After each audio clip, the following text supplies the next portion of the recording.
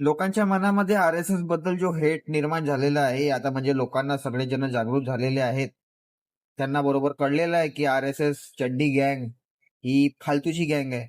तर त्यांनी हा वाला नवीन ॲडव्हर्टाइजमेंट आजच सकाळी मी बघितली, ती त्यांनी काढलेली आहे. हे केसरी आहे, काय आहे मला माहित नाही. बहुतेक हे एक तर सीरियल आहे, नाहीतर हे स्वतःचं आर-एस-एस बद्दल जे वर्चस्व आहे, काही मनगढंत आपल्या मनाने दाखवणार आहे. तर प्लीज हे बघू नका तुम्ही, नाहीतर तुमचं सुद्धा मन जे आहे ते डायव्हर्ट होईल. ब्रेन वॉश करायचे हे कार्यक्रम सुरू आहेत आपल्या महाराष्ट्रामध्ये, आपल्या पूर्ण इंडियामध्ये. तर हे प्लीज तुम्ही बघू नका.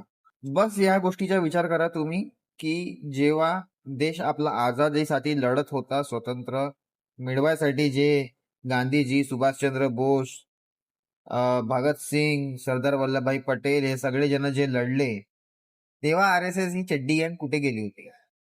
त्याचा तुम्ही थोडा विचार करा. आणि हे चड्डी गँग बस काही नाही, फालतू हिंदू राष्ट्र, हिंदू मुस्लिमचे झगडे करतातच लागलेले राहतात. तर प्लीज हे बघू नका तुम्ही. रिलीज हो की नाही हो, मी तर म्हणतो होणारच आहे, स्वतःबद्दल सांगायसाठी. आणि सगळेजण ही कुणाल कामरानी ही जी टी शर्ट घातलेली आहे तशीच तुम्ही पण घाला. मला तर पाहिजे आहे भाऊ. मला जर आता कुणाल कामरानी जशी विकायला काढली तसंच मी खरेदी करून घेईन. पण प्लीज आर-एस-एस बद्दल